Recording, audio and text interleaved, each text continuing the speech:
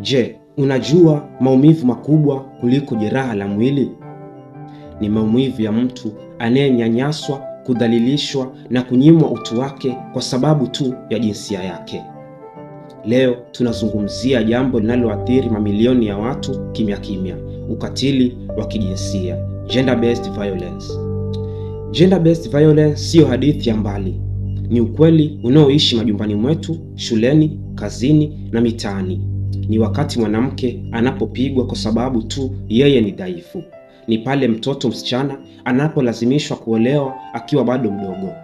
Ni pale kijana anaponyimwa haki au kudhalilishwa kwa sababu ya jinsia yake. Ni pale mwanamume anapodhalilishwa kimya kimya, akinyamaza kwa aibu kwa sababu jamii imemfundisha mwanamume hafai kulia. Madhara ya gender-based violence ni makubwa. Mtu anayeteseka kisaikolojia hupoteza furaha, huishi kwa woga na mara nyingi hupoteza ndoto zake. Familia zinavunjika, watoto hukua wakiwa na hofu na jamii hupoteza utu wake. Gender-based violence sio tu tatizo la mtu binafsi, ni ugonjwa unaokula moyo wa taifa. Kile kinachoumiza zaidi ni kwamba mara nyingi waathirika hunyamaza, wanaogopa aibu, wanaogopa kulaaniwa au wanaogopa hawatasadikika. Lakini ukimya huu huendelea kumpa nguvu yule mnyanyasaji. Ni lazima tubadili mtazamo huu. Ni lazima jamii isimame na kusema hapana kwa ukatili wa kijinsia. Ndugu yangu, kila binadamu ana haki ya kuishi kwa heshima bila hofu ya kudhalilishwa.